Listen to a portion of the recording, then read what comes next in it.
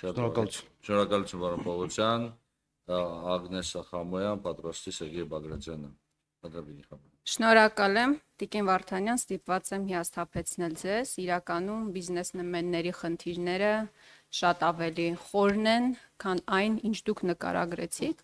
Խնդիրը իրականում ոչ 10 միլիոնի շեմն է, ոչ էլ առգրաված համակարգիչներն են, սերվերներն են, խնդիրը մեկ բառով, պարոն Պողոսյան, կոչվում է պետական ռեկետ։ Սխեման հետևյալն է։ Եվ սյուռա, որ դուք խնդիրը գցում եք հարկայինի վրա, հարկայինը գցում է ձեր վրա, որովհետև պետնախագահի հետ մենք եւս այս քննարկումը ունեցել ենք եւ անմեղ դեմքով ասում եմ մենք ինչ կապ ունենք, քննչականն է մեղավոր։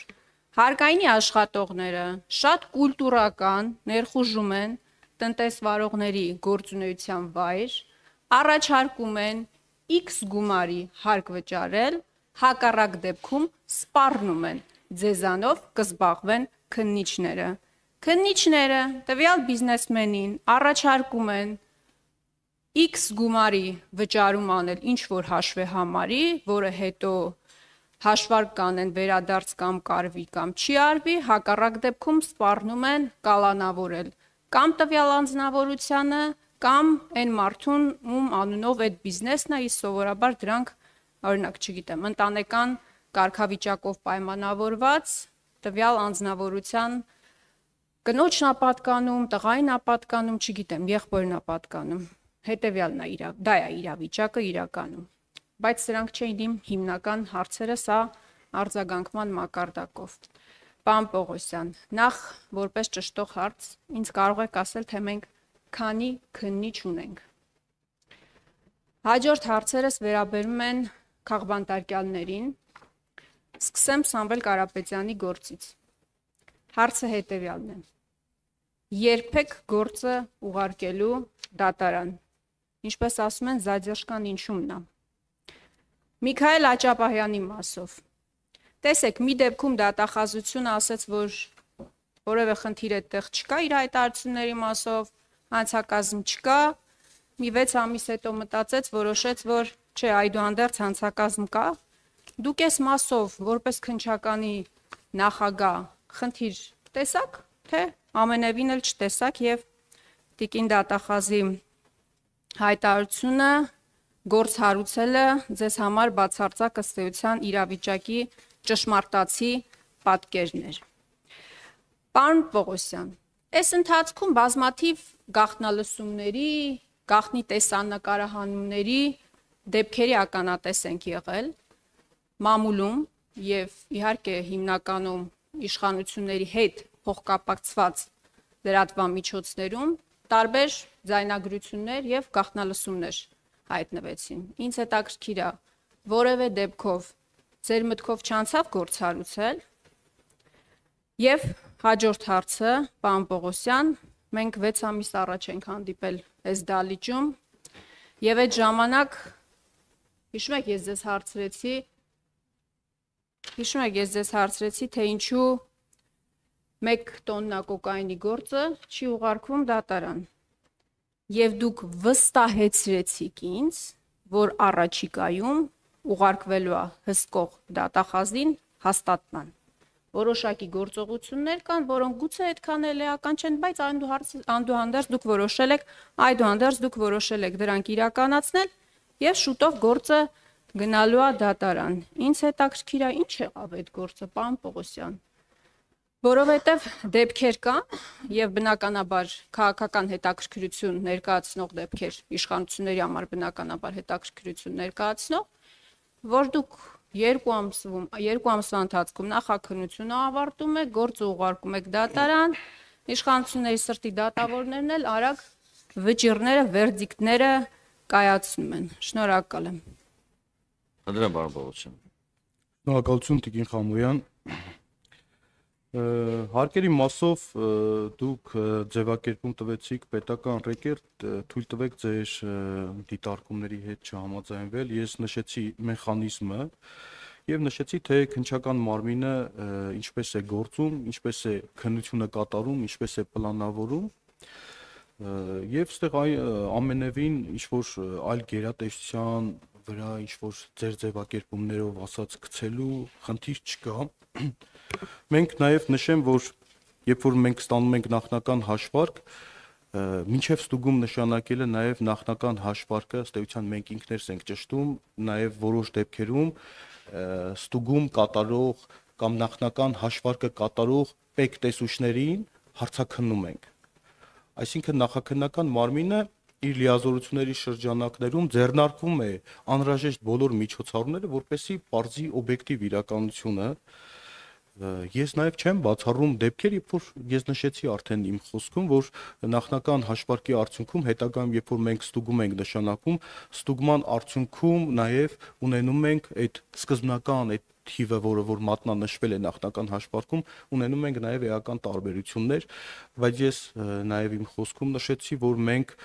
10 միլիոն դրամը հազիվ գերազանցող դեպքերով չենք զբաղվում, թեև օրենսդրորեն մենք պարտավոր ենք վարույթ նախաձեռնել եւ ունենք դեպքեր, երբ որ բազմաթիվ դեպքերում վարույթներ չենք նախաձեռնում, սա է մեխանիզմը։ Ես հասկանում եմ, որ այս դեպքերով, երբ որ կոնկրետ քրեադատավարական միջոցներ է ձեռնարկում, որոնք միջամտում են նաև որպես այդպիսին տնտեսվարողի գործունեությունը, ինքը նաև որոշակի դժգոհություններ կարող է գեներացնել։ Եվ այս առումով նաև քննչական մարմնում անկախ նրանից, թե օրենսդրական նվազագույն շեմը 10 միլիոն դրամն է գերազանցում, մենք նաև հիմնականում վեր ենք հանում այն դեպքերը, երբ որ պարտադիր կարգով մենք մեր ստուգման արդյունքներով պարզում ենք, որ իրականում անձը խուսափել է հարկային պարտավորություններից։ Այս մասով սա, ինչ վերաբերում է Միքայել Աճապահյանի հետ կապված դեպքին, Տիկին Խամոյան, նշեմ, որ դուք նշեցիք, որ դատախազը գործ է հարուցել, բայց քրեական դատավարության օրենսդրությամբ դատախազը գործ քրեական վարույթ նախաձեռնելու լիազորություն չունի։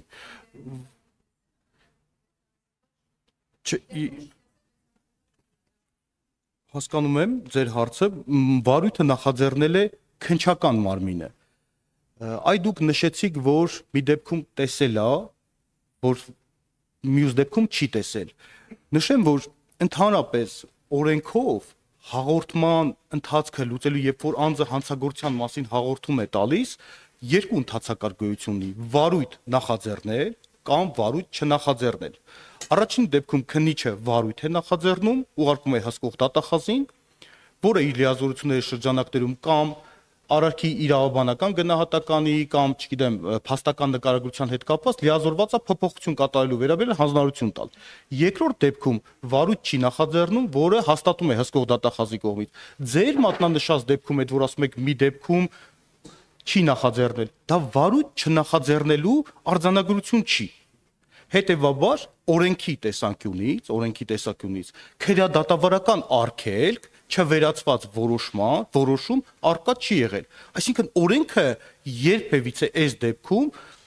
արգելք չի եղել քրեադատավարական, որպեսզի վարույթ նախաձեռնենք։ Վարույթ չնախաձեռնելու արձանագրություն նույնիսկ ձեր մատնանշած դեպքում չի եղել։ Այսինքն օրենսդրական տեսանկյունից որևիցե արգելք չենք ունեցել։ Եվ հաջորդը, քանի որ արդեն իսկ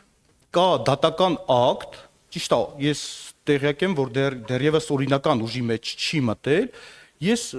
կներեք, բայց որպես իրավաբան եւ որպես կառույցի քննչական կոմիտեի նախագահ, ես չեմ կարող արդեն իսկ մեկնաբանեմ արդեն դատական ակտով,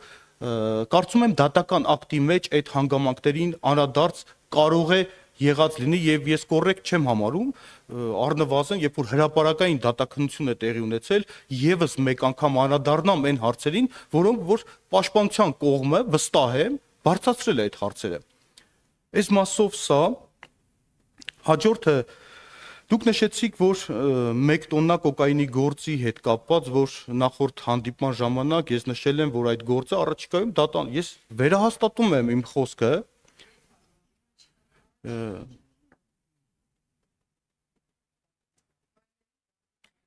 Տիկին Խամոյան, ժամկետները գործերի քննության, մեկին նախատեսել քրեական դատավարության օրենսգրքով հստակ է, խնդրեմ պարոն Պուլսյան։ Չեմ խանգարում։ Գիտեք ինչ, որ պահից սկսած, երբ որ ես որպես քննչական կոմիտեի նախագահ ձեզ հստակ օրով, ժամով ասեմ, որ այս պահին գործը դատան է, որ դա լուրջ չի ընկալվի։ Գիտեք, ես նշել եմ առաջիկայում գործը դատան է ուղարկելու։ Ի տարբերություն մյուս հանգամանքների քրեադատավարական օրենսգիրքը սահմանում է ժամկետներ, որը կախված է քրեական հետապնդման առավելագույն ժամկետների հետ, առավելագույն ժամկետների երկարաձգման մեխանիզմներ է նախատեսում է այդ ընթացքում քրեական հետապնդման ժամկետները կասեցնելու ընթացակարգեր, այսինքն վստահ եղեք, որ մենք այդ ժամկետները պահպանել ենք եւ պահպանելու ենք։ Սա մեկ։ Երբ որ ես նշում եմ, որ առաջիկայում նշանակում է քրեադատավարական օրենքով նախատեսված քրեական հետապնդման առավելագույն ժամկետների տիրույթում մենք գործը ավարտելու ենք ի մատնանշած վախճանով։ Ինչ վերաբերում է, որովհետև ես նաև հագագծեր բացեմ, որովհետև այստեղ նախաքննական գաղտնիք չի, մենք նաև ստացել ենք որոշակի տեղեկություններ այս ընթացքում, որոնք որ եւս մեկ անգամ ապացուցել են կոնկրետ անձի մեղավորությունը, ըստ մեզ ձեռք ենք բերել նաև ապացույցներ, ուղիղ ապացույցներ ընդ որում, բայց նաև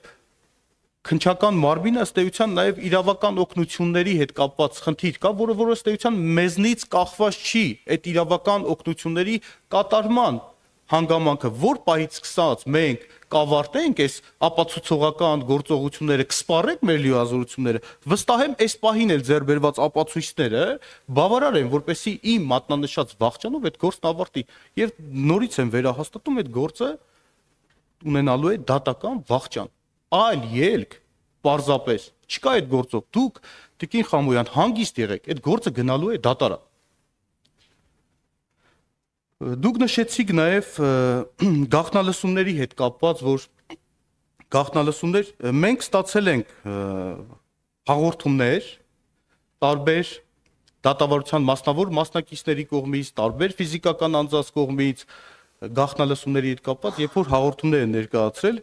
որքան տեղյակ եմ, դատախազը չհաստատի եւ հանձնարարի, որպեսի վարույթ նախաձեռնվի։ Հիմա ես կոնկրետ այդ դեպքերով չեմ ուզում ընդհանրական ասեմ, բայց նաեւ նշեմ, որ նաեւ նախկինում ենք ունեցել բազմաթիվ այդպիսի դեպքեր, երբ որ անձինք ըստ էության նաեւ հաղորդում են ներկայացրել, որ ենթադրաբար խախտվել է իրենց հեռախոսային նամակագրության գաղտնիության իրավունքը, վարույթ չենք նախաձեռնել եւ դատական կարգով բողոքարկել են եւ որքան տեղյակ եմ նաեւ դատարանը ըստ էության արդյունք չեն գրանցել, ես մոնիտորինգ չեմ իրականացրել այդ դեպքերով, բայց նշեմ, որ նաեւ Տիկին Խամոյան ընդհանրապես քրեադատավարական օրենսդրության մեջ քննիչը ինքնուրույն է եւ այս առումով քննիչը ինքնուրույն է որոշում կայացնում օրենքով եւ իրավական ակտերով իրեն վերապահված լիազորությունների շրջանակներում եւ պատասխանատու է իր կատարած որոշումների համար, հետեւաբար այս առումով քննիչն է որոշում կայացնում վարույթ նախաձեռնել թե չնախաձեռնել։ Այսքանը հարցը կկրկնեք, ինչ հարց։ Տիկին Խամոյան, չգիտեմ այդ հարցին ինչ պատասխանեմ։ Մենք քննություն ենք անում, նախաքննություն ենք իրականացնում։ Այդտեղ նախաքննություն է իրականացվում, գործը գիտեք, որ ինքը հավանաբար տեղյակ եք, որ ինքը հսկայածավալ քրեական վարույթ է։ Հսկայածավալ քրեական վարույթ է, այնտեղ մենք գործ ունենք փողերի լվացման հետ, այդ հանցակազմի հետ գործ ունենք, այնտեղ գործ ունենք խարդախությունների հետ, հարկերը չվճարելուց խուսափելու հետ, այսինքն քրեական վարույթը իր ծավալով աննախադեպ է եւ քրեական վարույթով բազմաթիվ քննչական եւ այլ վարույթային գործողություններ են կատարում, որ պահին ավարտենք այդ գործողությունները, վստահաբար կորոշվի նաեւ քրեական վարույթի ելքը։ Այսքանը կարող եմ պատասխանել։ Ես նշեմ, որ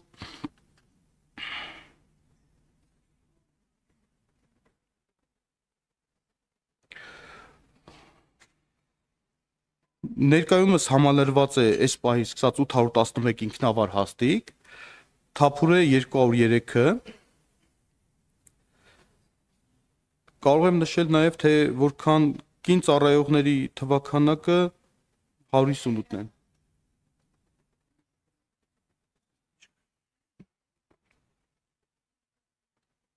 Արձագանք ունեք կին կամեն։ Իհարկե ունեմ։ Պարոն Պողոսյան, առաջվա էնտուզիազմը չկա։ Որովհետև դուք էլ շատ լավ գիտակցում եք, թե ինչ եք անում եւ ինչպիսի պատասխանատվություն է սպասվում ձեզ։ Այս ձեր անկեղծությունը ուզում եմ ընդգծել։ Նախ ես ուրախ եմ, որ դուք չհերքեցիք, որ քննիչները բիզնեսմեններին ստիպում են X գումար մուծել, հակառակ դեպքում սպառնում են նստել կամ նստեցնել։ Ազգակցական որևէ ազգակցի։ Այս մասով ես խնդրում եմ այս արձանագրումը անենք։ Ես պատահական չհարցրեցի, թե մենք քանի քննիչ ունենք, պարոն Պողոսյան։ Մենք ունենք 810 քննիչ փաստորեն։ Սամվել Կարապետյանի գործով եւ պատահական չհարցրեցի, թե հունիսի 17-ից գործը ինչի չեք ուղարկում դատարան, որովհետեւ 811 քննիչներից 52-ին դուք ներգրավվել եք Սամվել Կարապետյանի գործի մեջ։ 52 քննիչ եք ներգրավել եւ գործը չեք կարողանում ուղարկել դատարան։ Ես կանխատեսում եի, որ դուք կասեք, որ այնտեղ փողերի լվացում կա, ծավալուն է գործը եւ այլն եւ այլն։ Մեր ձևով եկեղեցին պաշտպանելու հատվածը առանձին ուղարկեիք դատարան։ Ինչի չեք արել, որովհետեւ ձեզ պետքա, որ Սամվել Կարապետյանը մնա կալանքի տակ։ Ամեն ինչ շատ պարզ է։ Միջին վիճակագրական հայ մարդու մոտ պարզ է։ Պարոն Պողոսյան, այլ հարց եմ ուզում տալ։ Սամվել Կարապետյանի հետ որևէ գործողություն կատարվել է քննչական։ Օրինակ, հարցաքննություն եղել է, թե չի եղել։ Առերեսում եղել է, թե չի եղել։ Ես գիտեմ, որ չի եղել։ Փաստաբաններն էլ պնդում են, որ վատ եք աշխատում, շատ վատ եք աշխատում, բայց ես համաձայն չեմ այդ գնահատականի հետ։ Դուք վատ չեք աշխատում։ Դուք ձեր արժև խնդիր եք դրել Սամվել Կարապետյանին պահել կալանքի տակ եւ հրաշալի կատարում եք ձեր առաջադրանքը։ Միքայել Աճապահյանի մասով, պարոն Պողոսյան, դուք ասում եք, որ առաջին ատյանի դատարանի որոշումը չեք ցանկանում մեկնաբանել, բայց կարակ չէ մեկնաբանեիք։ Ինչի եք միջնորդում, որ Աճապահյանին անպայման խափանման միջոցը պետքա կալանքը լինի։ Առհասարակ կալանքի էս ինչ ֆետիշացում է ձեր մոտ։ Կալանքը ֆետիշ է դարձել ձեզ համար։ Դուք կարող եք ինձ բացատրել, ինչ պետք է աներ Միքայել Աճապահյանը, Սրբազանը ազատության մեջ։ Այլ բան եմ ուզում ձեզ հարցնել։ Երբ որ ընդդիմադիրների մասին է խոսքը, ինչի այլ խափանման միջոց գոյություն չունի, քան կալանքն է։ Լիդիա Մանթաշյանի մասով, Բագրատ Սրբազան, մեր գործընկեր Արթուր Սարգսյանը, դեպետեսոր կալանավորված է։ Այդուհանդերձ, ավելի հեռուն կարող եմ գնալ, պարոն Պողոսյան։ Օրինակ, ՔՊԱ-կան падգամավորի Զոքանչը ինչ է արել, որ դուք իրան կալանավորել եք Վարդան Ղուկասյանին, ի պաշտպանություն Վարդան Ղուկասյանի ակցիային մասնակցելու համար։ Այն անչափահասը, որին դուք կալանքի միջնորդություն եք տվել Գյումրիում հայտնի իրադարձությունների ժամանակ, ինձ կարաք բացատրեք, ինչ է արել կամ ինչ կարա անի, որ դուք միջնորդել եք, որ խափանման միջոցը ընտրվի կալանքը։ Պարոն Պողոսյան, դուք ասում եք, երբ որ ձեզ ձեռ է տալիս, դուք ասում եք, դե ծավալուն է, չենք կարա ուղարկենք անմիջապես դատարան, նույն կոկայինի գործին հեսա կանդրադառնամ 2 տարի է անցել։ Երբ որ ձեզ պետք է, դուք 2 ամսվա ընթացքում նախաքննությունը ավարտում եք, գործը ուղարկում եք դատարան, դատավորն էլ արագ վերդիկտը կայացնում է, առաջին ատյանի գոնե։ Երբ որ ձեզ պետք է։ Օրինակ, փաստաբան Կոչուբաևի գործը։ Ինձ կարող եք ասել, ինչի է խափանման միջոցը փաստաբանի ընտրվել կալանքը։ Facebook-ում գրառում արել, դուք կարծում եք, որ դա վիրավորական է, կարծում եք, որ արատավորող տեղեկությունները հայտնել, շատ լավ գործ եք հարուցել, լավ եք արել։ Խափանման միջոցը կալանք ինչի եք ընտրել։ Ինչ պետք է աներ այդ մարդը ազատության մեջ։ Նորից եմ ասում, իր ստատուսը պետք է խմբագրել, վախեցել եք, որ կարող է խմբագրել ստատուսը, դրա համար խափանման միջոցը կալանք եք ընտրել, ամփոփում եմ։ Պարոն Պողոսյան, եւ կոկայինի գործով Ես ասում եմ 6 ամիս առաջ ենք մենք այս դալիճում քննարկել եւ դուք շատ ավելի ինքնավստահ դեմքով վստահեցրել եք, որ առաջիկայում գործ ուղարկվելու է դատարան։ Ես գիտեք ինչ ասեցի այդ օրը, եթե հիշում եք։ Ես ասեցի այդ առաջիկայում նոյեմբերին ժամկետը լրանալու է, կարճելու եք եւ ոչ մի գործ էլ դատարան չեք ուղարկելու։ Այդ 52 քննիչին, որ ներգրավել եք Սամվել Կարապետյանի գործի մեջ, այն 54 քննիչին, որ ներգրավել եք Բագրատ Սրբազանի եւ մյուսների գործի մեջ, այդ քննիչներին ներգրավեք այս գործը բացահայտելու, նախաքննությունը ավարտելու եւ դատարան ուղարկելու։ 2 տարի անցել, նորից եմ ասում։ Գաղտնալսումների մասով, պարոն Պողոսյան, 2019 թվականին Երբ որ գաղտնալսել էին ԱԱԾ պետին ու Նիկոլ Փաշինյանին, մի քանի ժամ հետո գործ հարուցվեց գաղտնալսման մասով։ Ես նորից եմ ասում, բազմաթիվ դեպքեր են եղել այս ընթացքում, որ դուք գործ չեք հարուցել։ Դուք ասում եք, մենք սպասում ենք հաղորդման, դուք հարուցեք, որովհետև դա ձեզ ձեռնտու չէ։ Շնորհակալ եմ։ Շնորհակալություն Տիկին Խամոյան, դուք նշեցիք դարձյալ անդրադարձակ այսպես ասած կոկաինի հետ կապված գործին, ձեր խոսքից այնպիսի տպավորություն է, որ այդ գործը կարճվել է։ Ես նշում եմ, որ գործը գնալու է դատարան, հիմա դուք ժամկետներ եք ուզում, ես ժամկետներ չեմ կարող ասել, որովհետև այն ժամանակ 6 ամիս առաջ էր, չգիտեմ երբ որ մենք քննարկում էինք ունենում, մենք պլանավորել էինք կատարել որոշակի քննչական գործողություններ, բայց ի տարբերություն քրեադատավարական օրենսդրությամբ հնարավոր է այնպիսի իրավիճակ, երբ որ մենք այն ապացույցը, որը որ պլանավորում ենք ստանանք, ապացույցը ստանալուց հետո դարձյալ կարիք է լինում որոշակի գործողություններ կատարել։ Ես հիմա ոնց մեկնաբանեմ ձեր ասածը, գործը չի կարճվել, քրեական հետապնդումը չի դադարեցվել, մենք գործում ենք քրեադատավարական օրենսդրությամբ սահմանված ժամկետների խստիվ պահպանմամբ եւ ես ձեզ նշեցի քրեական վարույթը ինչ ելք է ունենալու։ Հիմա սրանից ավել ես չեմ կարող որևիցե այլ մեկնաբանություն տալ։ Նշել եմ, որ գործը ունենալու է դատական վախճան, կունենա դատական վախճան։ Հուսով եմ ինձնից չեք ակնկալում նաև ստանալ, թե դատարանում այդ գործը ինչ ելք է ունենալու։ Նշում եք, որ 52 քննիչ են ներգրավել Սամվել Կարապետյանի վերաբերյալ քրեական վարույթով։ Ես նշեմ, որ ընդհանրապես դուք ոնց եք պատկերացնում, երբ որ դուք մտածում եք, որ այդ 52 քննիչը երբ որ ներգրաված է մեկ գործով, այդ քննիչը հետագայում այլ քրեական վարույթներով որևիցե գործողություն, ես ձեր ընկալմամբ եմ ասում, որ որևիցե գործով չի զբաղվում, ամենևին դա այդպես չէ։ Տիկին Խամոյան, այստեղ նրբություններ գոյություն ունեն, երբ որ սկզբնական վարույթ ենք նախաձեռնում, կապված այն առաջնային քննչական գործողությունների կատարման բնույթից, տեսակից, քանակից ես կամ քրեադատավարական վերադասը որոշում է կայացնում X քանակով քննիչներ ներգրավելու քննչական խումբ ստեղծելու վերաբերյալ։ Օրինակ, միաժամանակ երբ որ պետք է կատարվի օրինակ 100 խոզարկություն,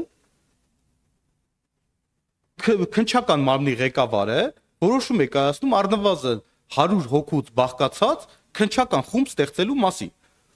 Դրանից հետո, երբ որ այդ անհետաձգելի քննչական գործողություններն ավարտվում են,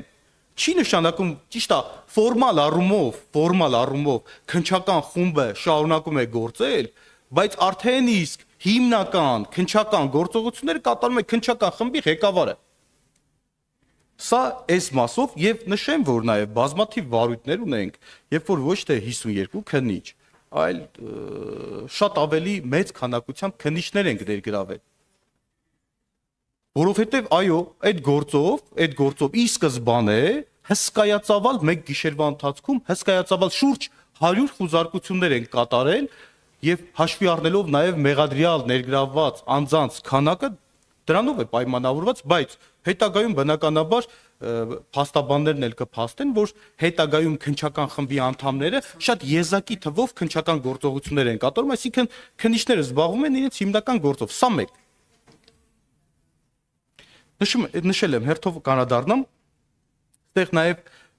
իրավաբաններ կան, երբ որ մենք անձին մեղադրանք ենք ներկայացնում, մեղադրյալ ներգրավելու որոշումը կայացվում հսկող դատախազի կողմից մի քանի հոդվածներով եւ միասնական մեղադրանք գոյություն ունի, երբ որ մեղադրանք ենք ներկայացնում, օրենսդիրը մի մեխանիզմ է նախատեսել, չեն կարող մեղադրանքը օրենսդրական ընդհանրապես հնարավորություն գոյություն չունի, չեն կարող տրոհել մի հոդվածը, մեղադրանքը տրոհել մի մասով ուղարկել դատարան, մի մասով շարունակել նախաքննությունը։ Մի մեխանիզմ կա, եթե մյուս մեղադրանքների գնահատականների մասով չի հաստատվում մեղադրանքը, քրեական հետապնդումը դադարեցնելու հնարավորություն կա։ Այսինքն մեղադրանքը չեն կարող տրոհել, այս էլ ձեր հարցի պատասխանը, հույս ունեմ, այս առումով գոնե սպառիչ պատասխան ստացաք։ Հաջորդը Տիկին Խամոյան, նշում եք, որ օրինակ Սամվել Կարապետյանի հետ որևէ գործողություններ կատարվել են, թե ոչ։ Ես նախ հիմա չեմ պատրաստվում ներկայացնեմ, թե օրինակ դուք մտածում եք, որ ենթադրաբար այդպես եք կարծում, որ քննության ջանասիրությունը կապված է բացառապես անձի հետ գործողություններ կատարելու հանգամանքի հետ, ամենևին ոչ։ Քննությունը ոչ միայն տվյալ կոնկրետ մեղադրյալի հետ կապված գործողությունների կատարում է ենթադրում, հարցաքննություններ, առերեսումներ, ոնց որ դուք նշեցիք, այլ նաև բազմաթիվ այլ գործողություններ, որոնց մեղադրյալը կարող է եւ պարտադիր չէ, որ մասնակից լինի։ Չեմ հաստատում։ Ընդրում եմ, էլի։ Չեմ հաստատում։ Իրանքից օգտվեցիք։ Կոնկրետ մեղադրյալի հետ կապված գործողություններ կատարվել է, բայց քանակը ես չեմ կարող նշել։ Հիմա հաջորդը հարցնելու եք, երբ է կատարվել, քանի անգամ եք գործողություններ մի քանի անգամ կատարվել են։ Գործողություններ կատարվել են, ընդ որում մի քանի անգամ։ Բայց նույնիսկ եթե այդ գործողությունները չկատարվեին, նախաքննությունը չի ենթադրում, որ ձեր ասած ջանասիրությունը պայմանավորված լինի բացառապես մեղադրյալի հետ գործողությունները իրականացնելով։ Այս մասով սա, հաջորդը դուք նշում եք կալանքը պետիշ եք դարձրել, ես վիճակագրություն եմ հանել, Տիկին Խամոյան, իհարկե վիճակագրությունը վերաբերվում է այս տարվա 9 ամիսների ընթացքում, նշեմ, որ անցած տարվա համեմատ ես երբ որ այս տարի էր, երբ որ ես ասացի, որ կալանքների հետ կապված մենք որոշակի փոփոխություններ կատարենք մեր մոտեցումները եւ այլն կալանքի միջնորդությունները, մենք ունենք կալանքների միջնորդությունների թվի զգալի նվազում։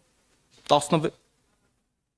Չէ, լսեք, չէ, բայց մենք չենք տարբերակում ձեր համար, դա քաղաքական, մեր մոտ քաղաքական գործ հասկացողություն չկա։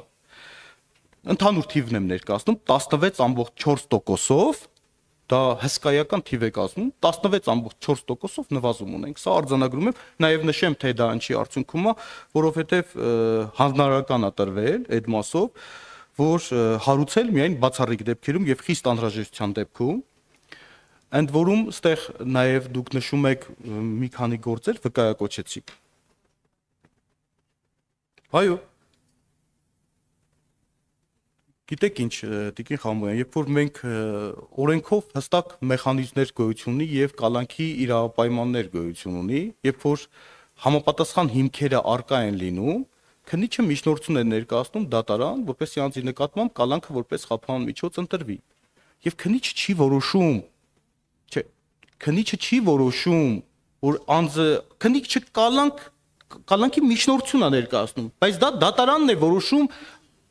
որովհետև համապատասխան Համոյան, ես ներողություն, պարոն, հազար ներողություն, տեսեք։ Քննչական կոմիտեն իրոք իրավասու է եւ իր դերը, ես ավարտեմ, չէ, Տիկին Խամոյան, մի վարքյան, էլի, եւ իր դերը այնպեսին է, որ ինքը պետք է այո, փորձի քննության արդյունավետությունը ապահովելու համար նաեւ իր համար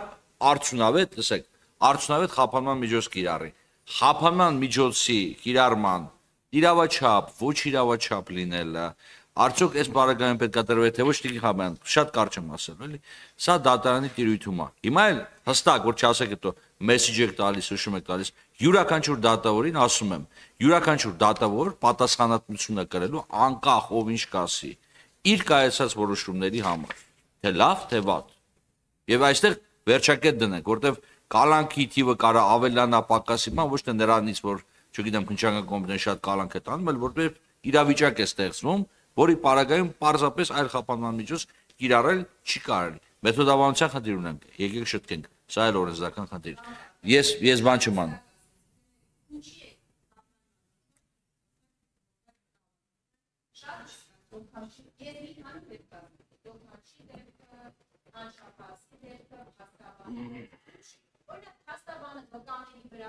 Ազդեցություն ունենար երկրից կարար փախներ նախաքննության վրա կարար ազդել։ Մենք իրավաբան չենք, բոլորս գիտենք, չէ՞, որոնք են հիմնական հիմքերը, ասեք։ Ես նշեցի, որ համապատասխան հիմքերը քննիչը ունեցել է։ Այդ հիմքերը Տիկին Խամոյան ոչ թե կանխատեսելի բնույթ ունեն, քննիչն է որոշում, միշտորություն ներկայացնել թե ոչ եւ վերջնական արդյունքում դատարանն է որոշում, այդ հիմքերը բավարար են եղել թե ոչ։ Դուք նշում եք, որ օրինակ, չգիտեմ, մի քանի գործեր մատնանշեցիք, Տիկին Խամոյան, ասենք օրինակ, չգիտեմ, դուք վկայակոչում եք, չգիտեմ, ձեր գործընկերոջ հետ կապված գործ Արտուր Սարգսյան եւ այլ, դուք ո՞նց եք պատկերացնում, օրինակ, այն արարքը, որը մեղսագրվել է կոնկրետ այդ անձանց մենք դիտարկեինք այլընտրանքային խափանման միջոց կիրառելու հնարավորությունը։ Կարծում եմ, էսի լուրջ չի։ Հաջորդը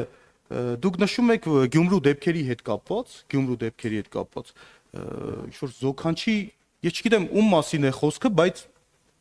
Տիկին Խամոյան, այդ գործով բազմաթիվ անձանց վերաբերյալ ենք մենք միջնորդություններ ներկայացրել կալանքը որպես խափանման միջոց կիրառելու, որոշ մասով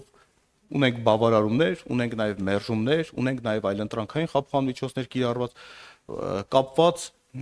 նաև ունենք դեպքեր, երբ որ մենք ինքնուրույն որոշել ենք, որ անձի նկատմամբ պետք է ընտրենք այլընտրանքային խափանման միջոց, դες դեպքեր էլ ունենք, դա կախված է անձի վարքագծից, շատ այլ գործոններից։ Հիմա